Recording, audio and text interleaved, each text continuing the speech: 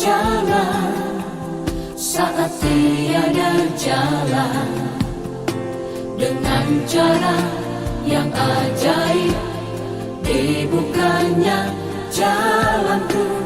Dia menuntunku dan memeluk diriku, dengan kasih dan kuasanya Dia buka jalan, Dia buka jalan, Dia buka jalan saat tiada jalan, dengan cara yang ajaib dibukanya jalanku. Dia menuntunku dan memeluk diriku, dengan kasih dan kuasanya Dia buka jalan, Dia buka jalan. Di belantara Dia tetap menuntunku, sungai di gurun aku temui, langit kan berlalu, tapi firman-Nya tetap. Saat ini Dia buka jalan, Dia buka jalan saat tiada jalan, dengan cara yang ajaib dibukanya jalanku. Dia menuntunku dan memeluk diriku, dengan kasih dan kuasanya Dia buka jalan, Dia buka jalan saat tiada jalan, dengan cara yang ajaib dibukanya jalanku. Dia menuntunku dan memeluk diriku, dengan kasih dan kuasanya Dia buka jalan, Dia buka jalan, dengan kasih dan kuasanya Dia buka jalan, Dia buka jalan.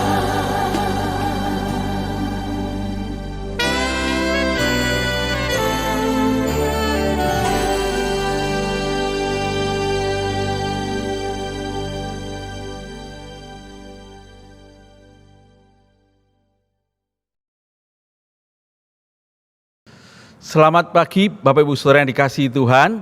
Kita bersyukur kita boleh bertemu kembali di dalam ibadah online GKA Immanuel Malang. Terima kasih untuk penginjil Maria yang pagi hari ini menyampaikan firman Tuhan.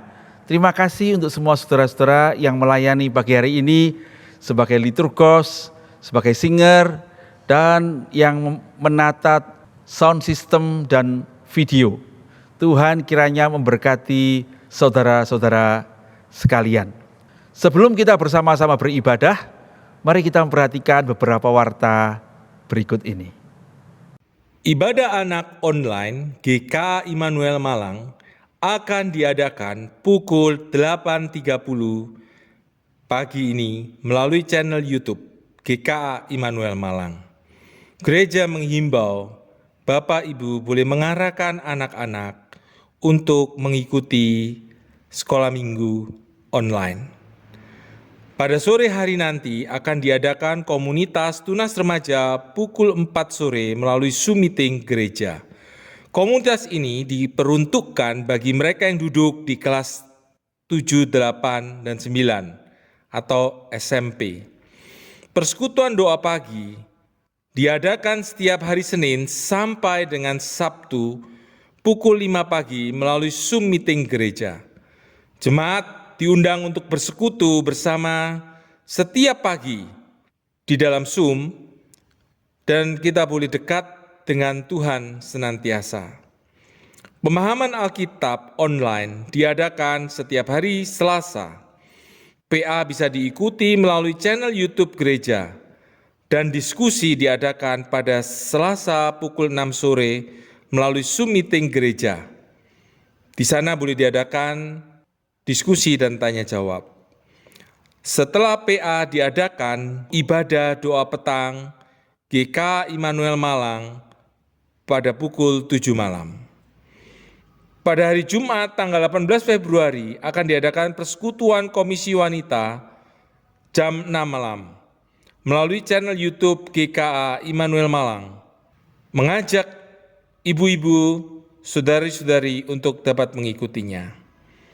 Ibadah doa pagi GKA Immanuel diadakan setiap hari Sabtu pukul 7 pagi.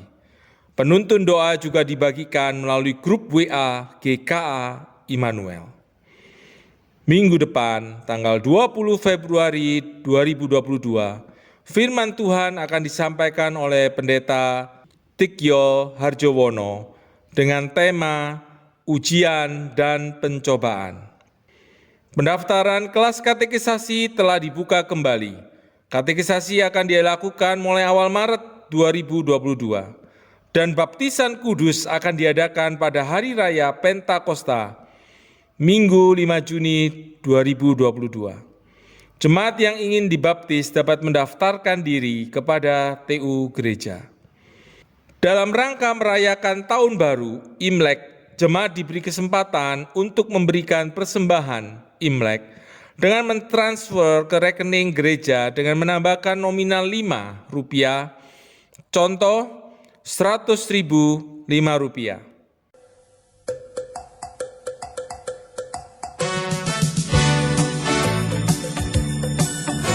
Shalom saudara-saudara yang dikasihi Tuhan. Kita bersyukur karena pada tahun ini gereja kita GKA Immanuel Malang akan merayakan ulang tahun yang ke-40.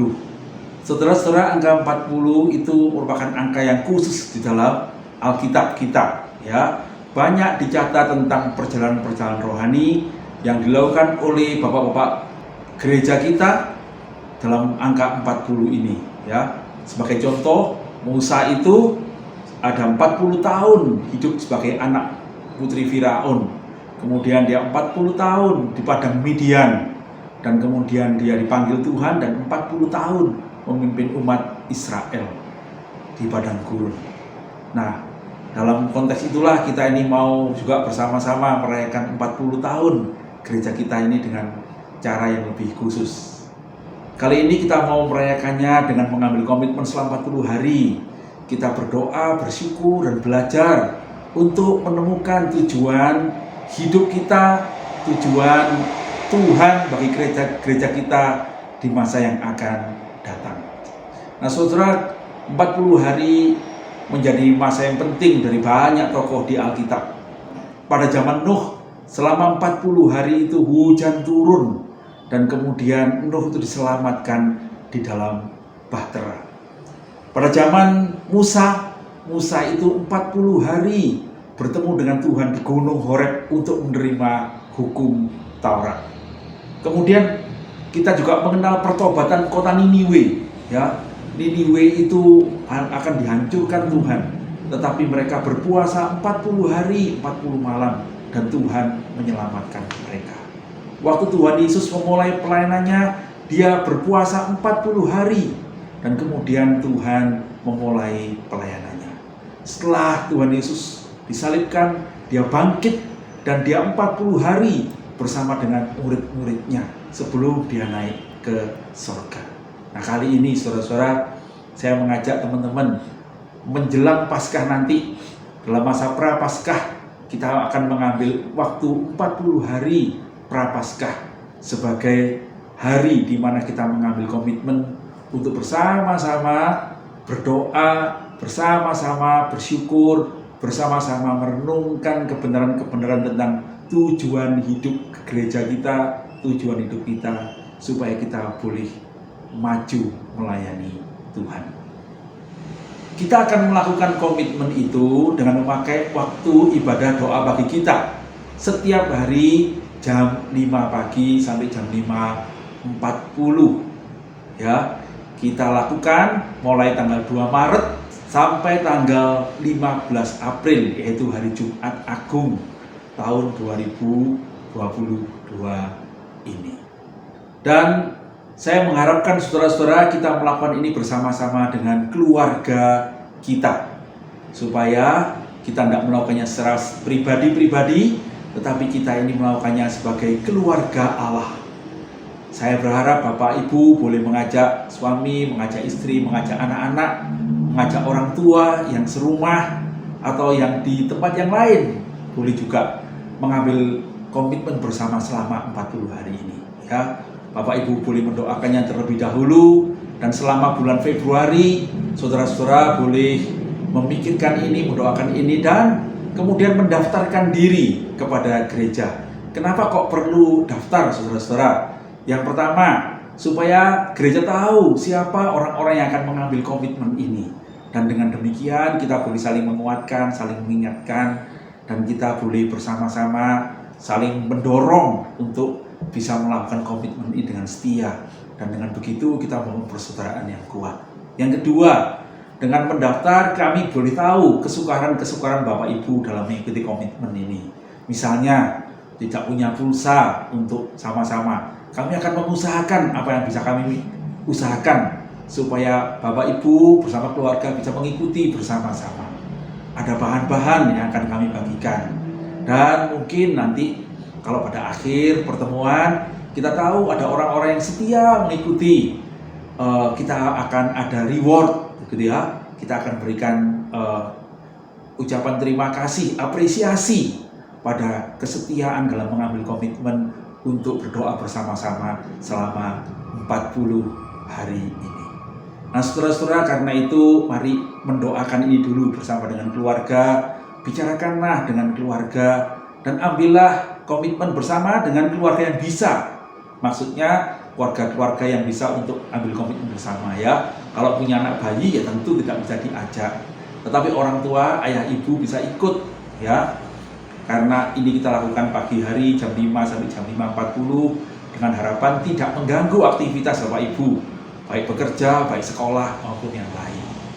Pendaftaran bisa dilakukan dengan menghubungi tata usaha gereja ya, Saudara Ine atau Saudara Theo di nomor gereja berikut ini, atau saudara boleh menghubungi Saudara Yulianti yang menjadi panitia Paskah kita kali ini di nomor yang tercantum di layar saudara ini.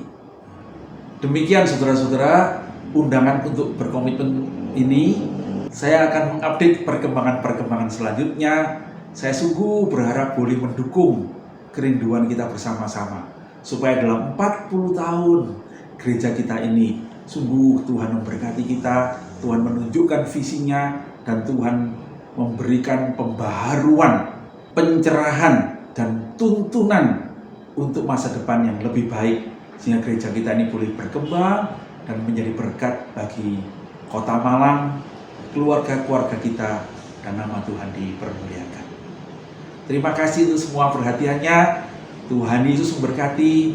Saya undang semua saudara-saudara boleh mengikuti 40 hari dengan tujuan.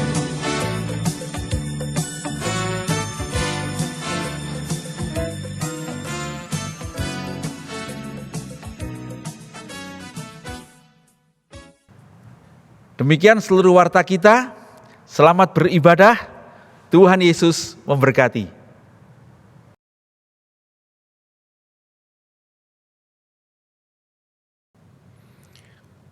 Selamat pagi jemaat yang dikasihi oleh Tuhan. Sungguh adalah anugerah yang sangat besar ketika Tuhan mengundang kita untuk boleh datang beribadah di hadapan Tuhan. Mari kita meresponi saudara sekalian dengan hati yang penuh sukacita, boleh bertemu dengan Tuhan yang mencintai kita. Mari kita bersaat teduh.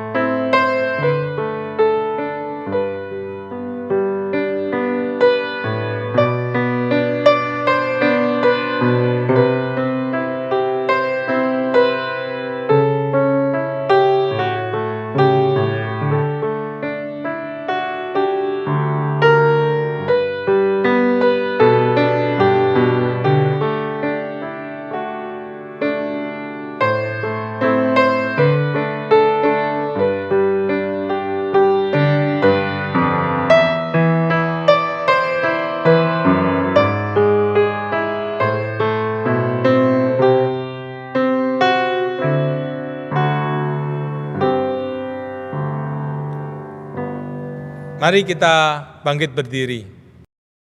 Panggilan ibadah kita dari Mazmur 66 ayat 1b sampai yang kedua. Bersorak-sorailah bagi Allah, hai seluruh bumi. Mazmurkanlah kemuliaan namanya, muliakanlah dia dengan puji-pujian. Pertolongan kita adalah dari Tuhan yang menciptakan langit dan bumi, yang tetap memelihara segenap ciptaannya dengan kasih dan setia, dan yang tidak pernah meninggalkan hasil perbuatan tangannya sampai selama-lamanya. Turunlah atas kita sekalian damai sejahtera, anugerah, dan kasih dari Allah Bapa, Allah Putra, dan Allah Roh Kudus. Amin. Mari kita memuji Tuhan, hormat bagi Allah Bapa, karena Allah yang kita sembah adalah Allah yang hidup, Allah yang penuh kasih, dan Allah yang penuh kuasa.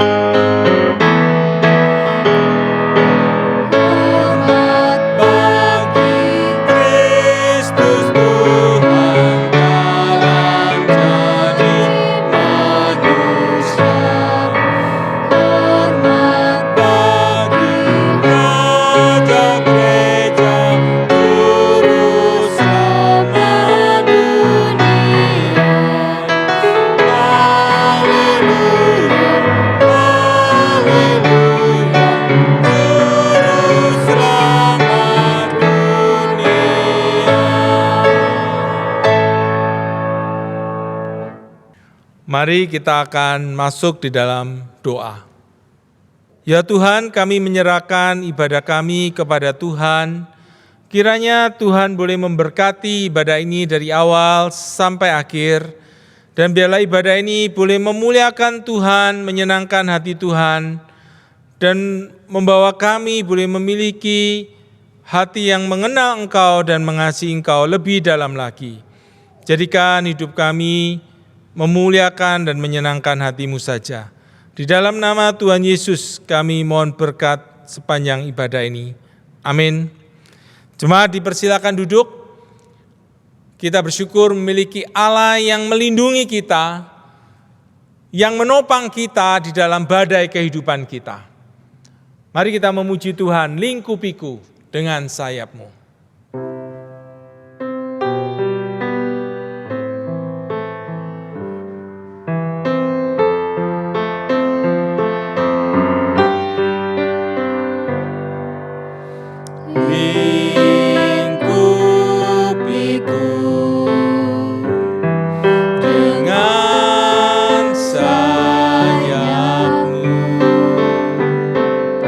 Naungi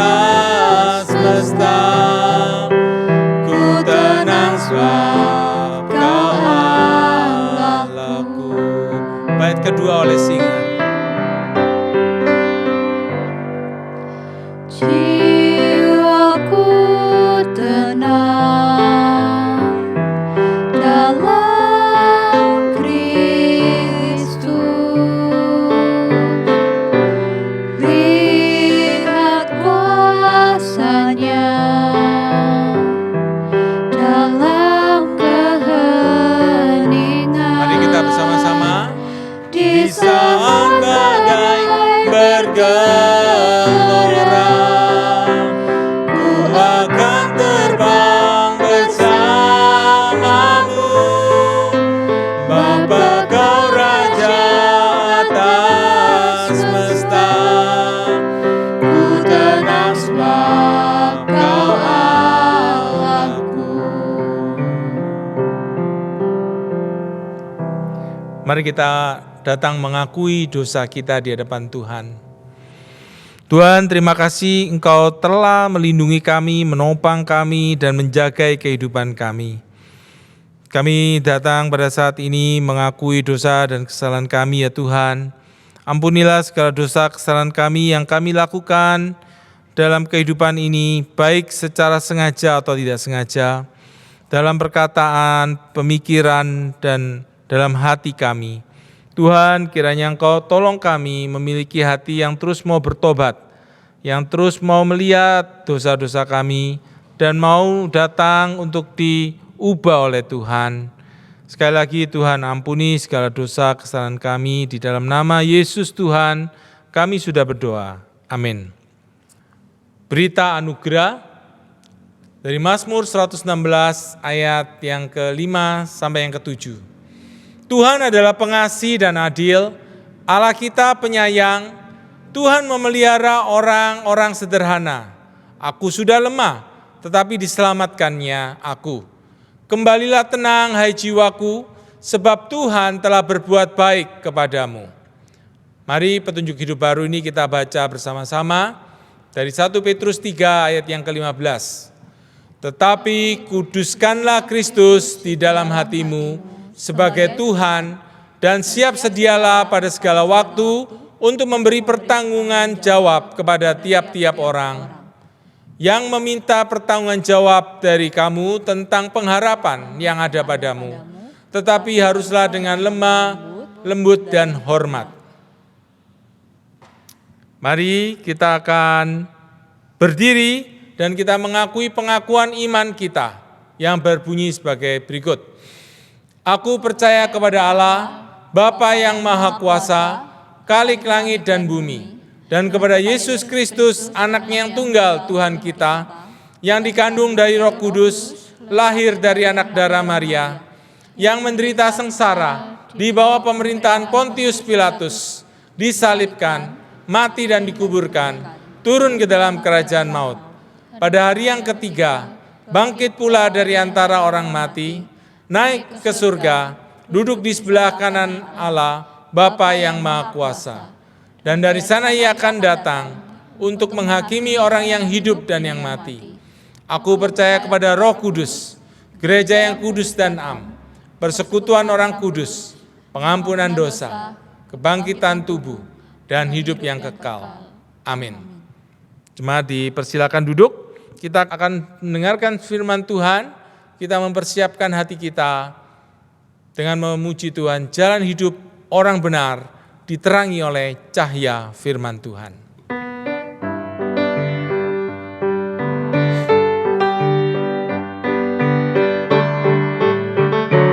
Jalan hidup orang benar diterangi oleh cahaya firman Tuhan. Jalan hidup orang benar semakin terang hingga rembang tengah hari. Apabila dia jatuh, tidaklah dibiarkan sampai tergeletak, sebab tangan Tuhan jua yang menopangnya dan membangunkannya kembali. Jalan hidup orang benar diterangi oleh cahaya firman Tuhan. Jalan hidup orang benar semakin terang hingga rembang tengah hari. Apabila dia jatuh, tidaklah dibiarkan sampai tergeletak, sebab tangan Tuhan jua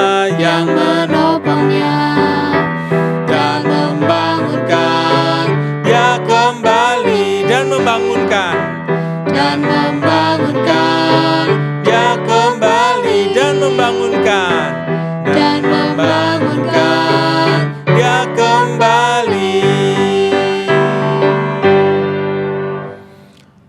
Firman Tuhan akan dibawakan oleh penginjil Maria Irot.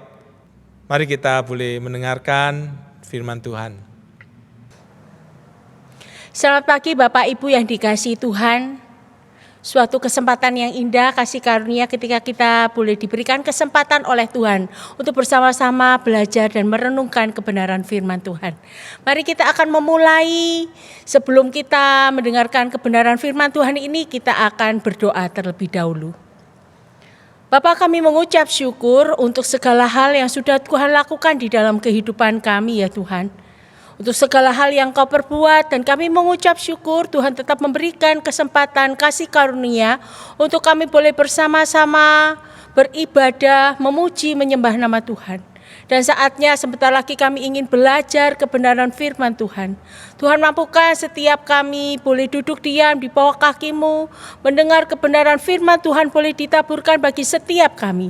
Dan biarlah firman Tuhan ini boleh membekali kami, boleh menjadi kekuatan dan juga kebersandaran kami untuk tetap meletakkan kehidupan kami hanya berdasarkan kebenaran firman-Mu. Pakailah hamba-Mu dengan segala keterbatasan yang ada, dan biarlah Roh Kudus-Mu sendiri yang memberikan pengertian kepada setiap kami, untuk kami boleh belajar mengerti kehendak-Mu di dalam kehidupan kami. Terima kasih ya Tuhan. Di dalam nama Tuhan Yesus kami berdoa dan mengucap syukur. Amin. Bapak Ibu yang dikasihi Tuhan, hari ini kita akan bersama-sama mendengarkan kebenaran firman Tuhan yang diberi judul Apakah Kemegahan Kita? Kita akan bersama-sama membaca dari bagian firman Tuhan dari Yakobus pasal 1 ayat yang ke-9 sampai yang ke-11. Yakobus pasal 1 ayat yang ke-9 sampai 11. Kalau sudah menemukannya, saya akan membaca bagi kita sekalian. Keadaan rendah dan keadaan kaya. Baiklah saudara yang berada dalam keadaan yang rendah bermegah karena kedudukannya yang tinggi. Dan orang kaya karena kedudukannya yang rendah, sebab ia akan lenyap seperti bunga rumput. Karena matahari terbit dengan panasnya yang terik dan melayukan rumput itu, sehingga gugurlah bunganya dan hilanglah semangatnya. Demikian jugalah halnya dengan orang kaya, di tengah-tengah segala usahanya ia akan lenyap. Demikianlah pembacaan Alkitab kita. Berbahagialah setiap kita yang boleh mendengarkan kebenaran firman Tuhan dan yang terlebih lagi melakukan di dalam kehidupan sehari-hari. Jemaat yang dikasihi Tuhan, siapa yang ingin kaya? Mungkin sebagian besar orang itu menginginkan suatu saat bisa kaya. Liputan pada tahun 2014 mengungkapkan bahwa ada survei pemuda-pemudi di seluruh dunia yang menyatakan apakah mereka ingin kaya. Ternyata dari yang diberikan angket ini mengatakan bahwa 83% mereka menginginkan jadi orang kaya. Memang akhirnya mereka hanya punya impian menjadi orang kaya. Tetapi memang di angket ini tidak diceritakan bagaimana akhir hidup mereka ini. Ya. Singkat cerita, kalau seseorang itu ingin kaya, itu adalah sesuatu yang normal. Setiap orang bisa punya keinginan seperti itu. Namun kalau keinginan itu menjadi sesuatu hal yang fokus, meletakkan segala hal supaya bisa kaya, itu yang menjadi persoalan. Mengapa demikian? Karena itu bisa membawa akibat yang mengerikan, yang membahayakan kehidupan. Jika cerita banyak orang ingin mengejar merebut kekayaan dengan menghalalkan segala cara. Dengan berbagai tipuan-tipuan yang ada, orang-orang berusaha menjadi kaya. Dan itu sangat membahayakan. Bapak Ibu yang dikasihi Tuhan, menariknya Yakobus ini juga menceritakan tentang keadaan orang kaya dan juga keadaan orang yang rendah. Siapakah mereka ini semua? Ya memang bahasan ini berkali-kali dibahas di dalam kitab Yakobus. Yakobus yang menulis surat ini, yang adalah saudara dari Tuhan Yesus, memang memberikan surat ini kepada orang-orang Kristen yang ada di perantauan. Mereka berada di dalam kondisi yang tidak mudah, karena orang-orang Kristen di perantauan ini mereka lari dari Yerusalem karena mereka dikejar-kejar, diburu-buru oleh orang-orang yang tinggal di Romawi. Begitu juga mereka juga tidak disenangi oleh orang-orang Yahudi yang tidak percaya bahwa Kristus itu adalah juru selamat. Karena mereka mempertahankan iman percaya mereka, mereka harus akhirnya keluar dari Yerusalem dan mereka hidup di dalam perantauan. Ternyata kebanyakan orang-orang itu yang hidup dalam perantauan itu adalah orang-orang Kristen yang benar-benar percaya kepada Kristus. Memiliki kondisi yang tidak mudah, memiliki keadaan ekonomi yang rendah. Dan mereka kebanyakan kondisinya adalah orang-orang yang miskin. Nah, di dalam Nasadi secara khusus ayat 9 dan 10 dikatakan, baiklah saudara yang berada dalam keadaan yang rendah, bermegah karena kedudukannya yang tinggi. Apa maksudnya di sini? Dikatakan di sini secara tidak langsung, orang yang rendah ini memiliki kondisi ekonomi yang berada di bawah. Di mata dunia, mereka tidak punya hitungan, tidak masuk hitungan. Namun menariknya ternyata Yakobus melihatnya dengan kacamata yang berbeda. Kemudian dihubungkan orang kaya, dikatakan demikian. Yang dikatakan di sini orang kaya itu adalah orang yang benar-benar mengejar kekayaannya, berusaha memperoleh kekayaannya. Dikatakan di sini ada satu parameter yang terbalik. Mengapa demikian? Dikatakan orang kaya ini rendah gitu ya, kedudukannya, yang memiliki kedudukan yang rendah. Memang ada beberapa tafsiran yang mengatakan apakah mereka ini juga orang Kristen atau tidak. Tetapi saya memiliki satu keyakinan bahwa di sini orang miskin dan orang kaya berusaha untuk diberikan perbandingan.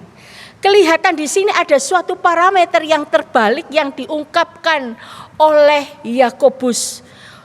Yakobus melihat dari sisi yang berbeda. Mengapa demikian? Karena nilai diri seseorang itu bukan terletak kepada seseorang memiliki banyak sedikitnya harta yang dimiliki. Poinnya adalah bahwa ketika seseorang yang sudah percaya kepada Kristus, jangan minder, dikatakan demikian oleh Yakobus. Karena mereka tidak memiliki kekayaan secara jasmani, namun mereka memiliki kekayaan secara rohani. Itu yang membuat kedudukan mereka tinggi. Mengapa? Karena imannya kepada Tuhan.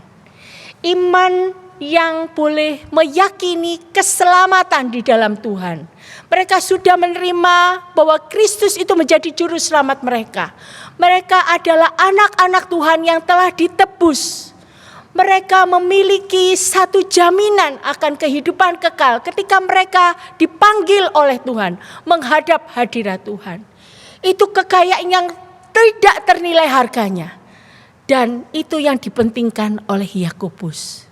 Yakobus melihat bahwa kekayaannya sesungguhnya itu merupakan kemegahan yang luar biasa. Nilai diri seorang Kristen bukan terletak apa yang di luar, tetapi apa yang ada di dalam. Di sini dikatakan bahwa ketika orang miskin itu hidup, mereka memiliki satu jaminan yang luar biasa. Mereka memiliki kedudukan yang tinggi di mata Tuhan. Karena mereka adalah anak-anak Tuhan. Namun sebaliknya di sini ketika dikatakan bahwa orang kaya ini terus mengejar terus kekayaannya. Itu menjadi kemegahannya. Dan itu membuat dia memiliki nilai yang rendah. Karena mereka tidak memiliki Kristus. Memiliki Kristus yang adalah juru selamat di dalam hidup mereka. Kemegahan mereka menjadi sia-sia. Kalau kita melihat dari ayat yang ke-10, bukan berarti bahwa orang kaya itu selalu negatif. Bukan juga berarti bahwa orang kaya ini punya stereotip yang dianggap rendah. Bukan.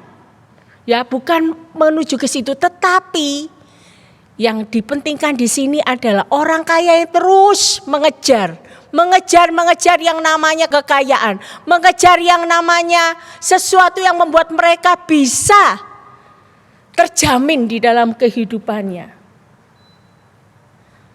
Pijakannya di sini sebenarnya bukan kaya atau miskinnya, tetapi bagaimana mereka boleh melihat bagaimana diri mereka seharusnya di hadapan Tuhan.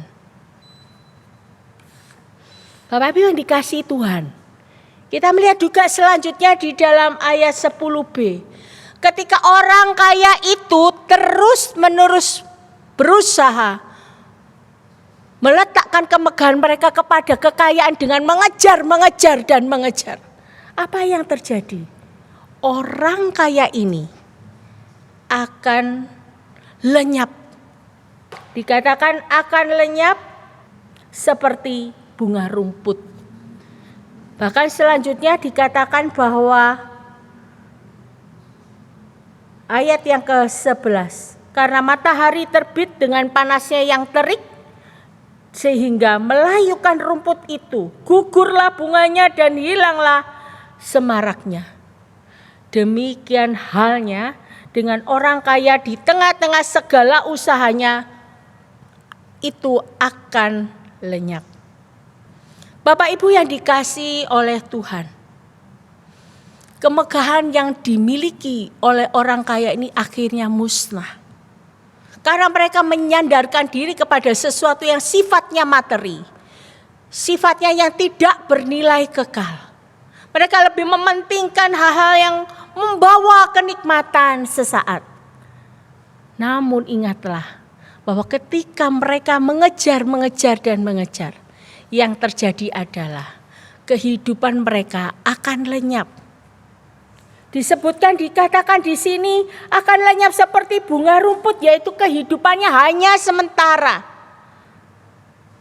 Yakobus 4 ayat 14b mengatakan bahwa hidupmu itu sama seperti uap yang sebentar saja kelihatan lalu lenyap.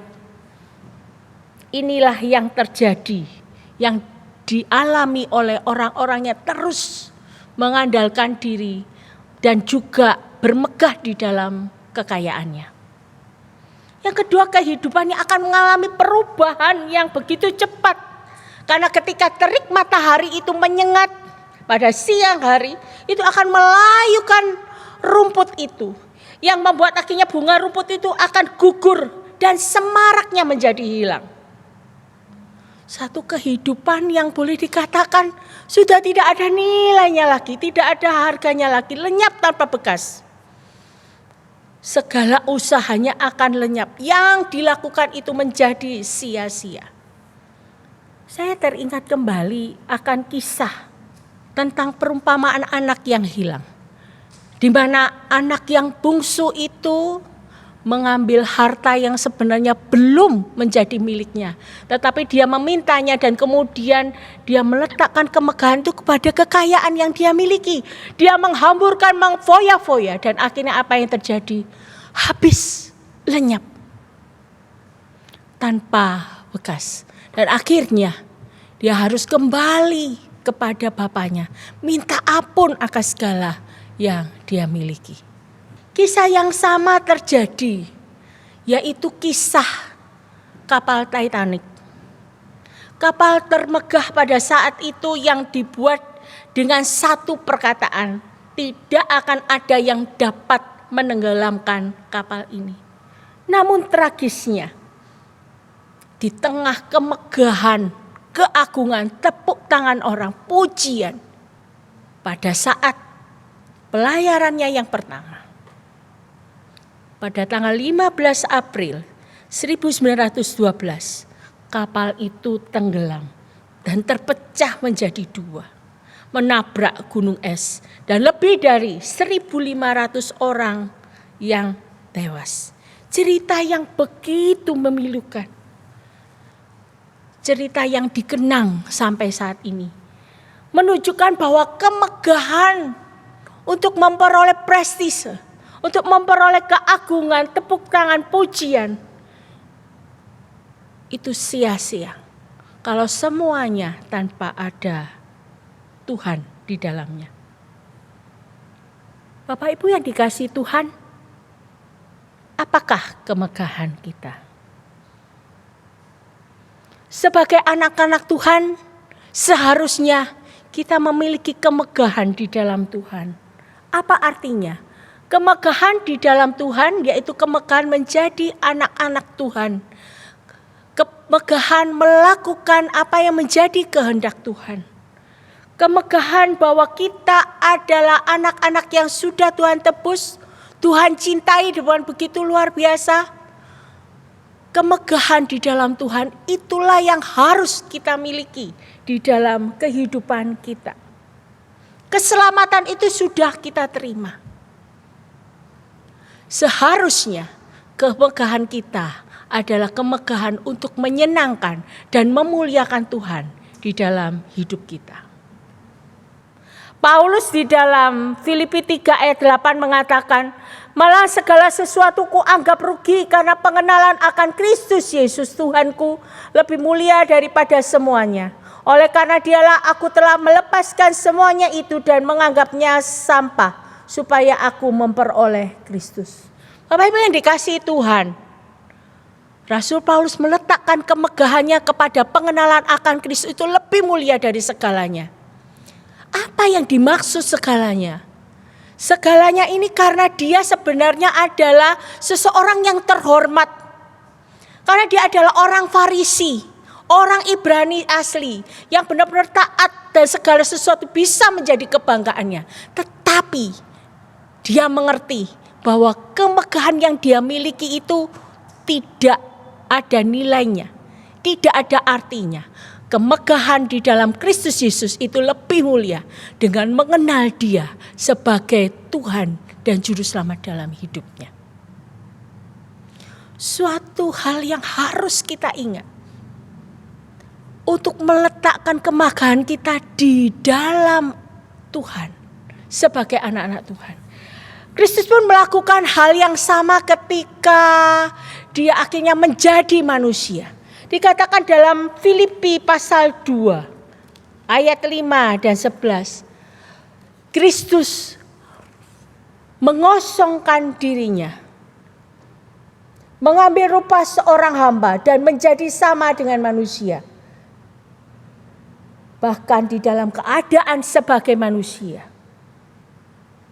Ia merendahkan dirinya hingga mati di kayu salib. Satu hal yang boleh menjadikan teladan bahwa kemegahan Kristus adalah melakukan kehendak Bapa di dalam kehidupannya. Bapak Ibu yang dikasihi oleh Tuhan, sekali lagi saya ingin bertanya, apa yang menjadi kemegahan kita? Kemegahan di dalam Tuhan atau sebaliknya? Pendeta Stephen Tong dalam salah satu khotbahnya mengatakan, kalau kita hidup ini di dunia ini sampai berapa lama? Anggap saja kita hidup ini 80 tahun. Misalnya saat ini usia kita 50 tahun. Berarti masih ada 30 tahun sisa hidup kita. Kalau misalnya 1 tahun itu sama dengan 365 hari. Kemudian kita kalikan dengan sisa hidup kita tadi 30 kali 365. Ternyata yang ada adalah bilangan 10.950 hari. Begitu singkat ya. Itu pun kalau kita diberikan usia sampai 80 tahun. Dan usia kita saat ini 50 tahun. Begitu ya. Itulah sisa hidup kita. 30 tahun lagi 10.950 hari. Di dalam 10.950 hari itu, apa yang akan kita megahkan di dalam hidup kita? Apa yang menjadi kemegahan kita? Apa yang kita fokuskan? Apa yang kita andalkan di dalam hidup kita? Apa yang akan kita isi di dalam hidup kita selama 10.950 hari itu? Ingatlah bahwa nilai hidup yang Tuhan inginkan adalah hidup yang bernilai kekal. Kita tahu apa yang menjadi nilai hidup Tuhan bagi kita. Memuliakan, menyenangkan hati Tuhan seumur hidup kita. Nilai hidup yang berbeda dengan dunia ini.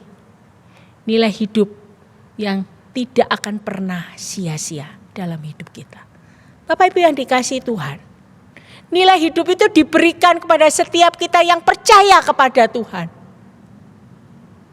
Yaitu dengan menerima Yesus Kristus sebagai Tuhan dan Juru Selamat di dalam hidup kita. Ketika kita percaya kepada Dia, kehidupan kita akan menjadi berbeda. Karena ada pengharapan dan masa depan bersama dengan Dia. Bapak Ibu yang dikasihi Tuhan, jikalau ada di antara kita yang masih belum percaya kepada Tuhan, maukah kita menerima nilai hidup yang berarti itu dengan menerima Dia sebagai Juru Selamat dalam hidup kita? Suatu undangan diberikan kepada setiap kita untuk boleh mengambil bagian, memiliki kehidupan, kemegahan di dalam Tuhan. Kesempatan ini tidak diberikan berulang kali. Belum tentu kesempatan ini diberikan kepada kita. Tapi biarlah kesempatan ini bisa kita terima, kita tangkap sebagai satu kesempatan untuk memiliki kemegahan di dalam Tuhan. Dan kita akan memiliki nilai hidup yang Tuhan inginkan. Bapak Ibu yang dikasihi Tuhan, selama masih ada waktu hidup Tuhan berikan bagi kita, hendaklah kita memilih yang bersifat kekal. Nilai hidup yang Tuhan inginkan. Kemegahan di dalam Tuhan. Biarlah itu boleh menjadi satu komitmen untuk kita pegang seumur hidup kita sebagai anak-anak Tuhan. Mari kita berdoa. Pada saat ini ya Tuhan, kami kembali disadarkan bagaimana kami meletakkan kemegahan kami ini ya Tuhan. Hidup yang masih Kau berikan kesempatan bagi kami. Biarlah itu kami pakai dengan meletakkan kemegahan kami hanya di dalam Engkau. Sebagai satu-satunya Tuhan dan Juru Selamat di dalam kehidupan kami. Ampuni kami ya Tuhan kalau selama ini kami meletakkan kemegahan kami di hal-hal yang lain. Ampuni kami. Kami tahu itu semua tidak berkenan di hati-Mu. Ampuni kami ya Tuhan. Terutama juga untuk setiap kami yang mungkin pada saat ini belum menerima keselamatan daripada-Mu. Ampuni kami telah menyia-nyiakan semuanya itu. Saat ini ya Tuhan, kami bersatu hati berdoa menyerahkan hidup kami ini sekali lagi. Untuk kembali diperbarui lagi, untuk kembali menerima komitmen, untuk kembali percaya kepada Engkau sebagai Tuhan dan Juru Selamat kami. Karena kami yakin percaya bahwa kemegahan di dalam Engkau itu lebih dari segala-galanya. Lebih mulia dari apapun yang kami miliki di dunia ini. Terima kasih ya Tuhan undangan-Mu untuk setiap kami. Untuk boleh kami kembali berbalik. Memperbaiki segala hal yang tidak berkenan di hati-Mu. Mampukan kami ya Tuhan. Sebagai anak-anak-Mu. Anak-anak yang percaya kepadamu untuk menghidupi hari demi hari bersama dengan Engkau. Kami tahu kami tidak mampu, kami begitu terbatas, kami begitu lemah. Tapi kami yakin bahwa ketika kami kembali memberikan diri kami untuk mau berubah menjadi lebih baik lagi, menjadi lebih baik lagi. Kami yakin percaya Tuhan boleh memampukan kami menjalani hari demi hari bersama dengan Engkau. Inilah setiap kami ya Tuhan, anak-anak-Mu yang boleh datang di hadirat-Mu dengan segala keberadaan diri kami. Kami menyerahkan sekali lagi hidup ini, biarlah hidup kami ini hanya hidup seperti yang Engkau mau nih di dalam kehidupan kami. Dan biarlah hidup kami ini boleh menyenangkan hati-Mu. Dan biarlah hidup kami ini boleh mendatangkan berkat bagi sesama kami. Terima kasih ya Tuhan. Di dalam nama-Mu kami berdoa dan bersyukur. Amin. Tuhan memberkati setiap kita. Berbahagialah kita yang sudah mendengarkan firman Tuhan. Pada saat ini jemaat boleh diberi kesempatan untuk memberi persembahan. Jemaat bisa mentransfer melalui nomor rekening yang tertera di layar. Dan kita akan memuji Tuhan, Yesus menuntun hidupku.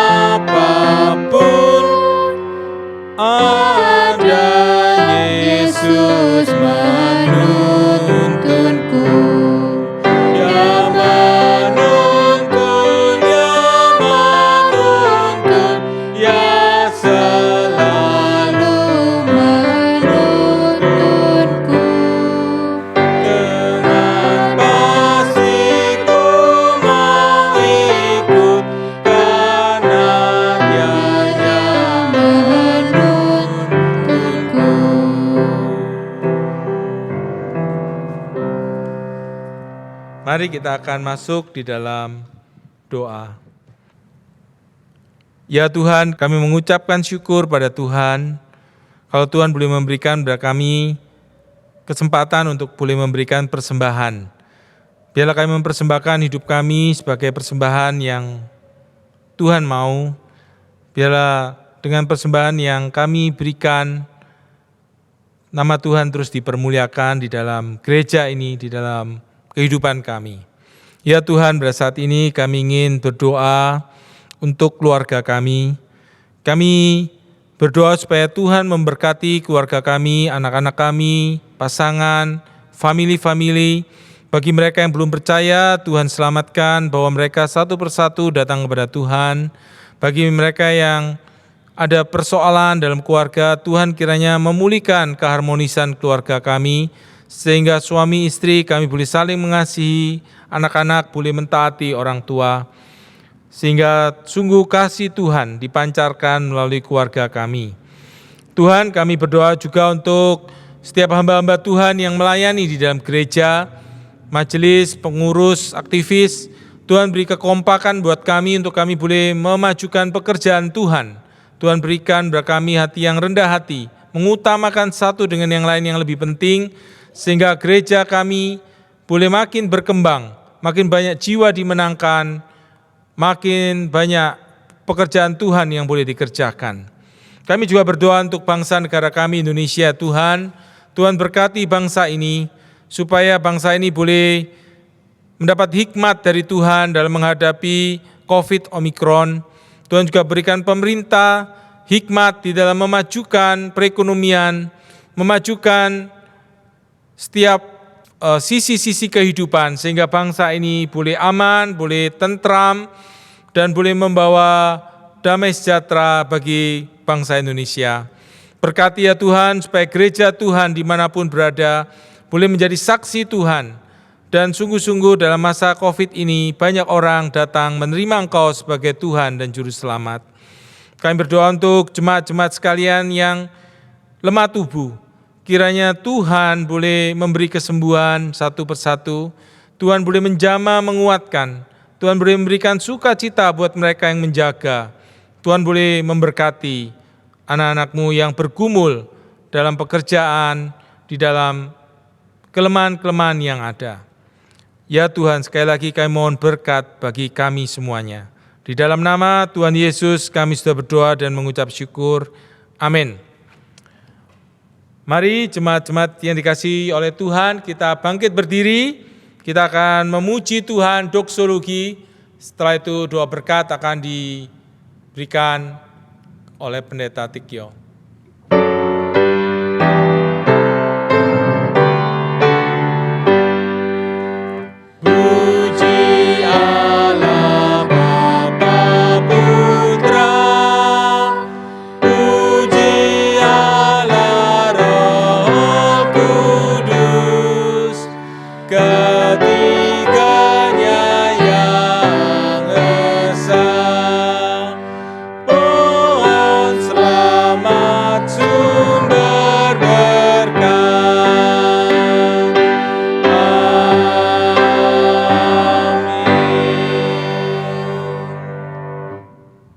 Jemaat yang dikasihi Tuhan, sekarang arahkanlah hatimu kepada Tuhan dan terimalah berkat Tuhan di akhir ibadah ini. Kiranya kasih karunia, damai sejahtera, pimpinan dan tuntunan dari Allah Bapa, Allah Putra dan Allah Roh Kudus menyertai saudara-saudara sekalian, menuntun hidupmu supaya menjadi berkat bagi sesamamu, hidupmu memuliakan Tuhan, dan kau menemukan sukacitamu di dalam mengikut Dia dari sekarang ini sampai selama-lamanya. Amin.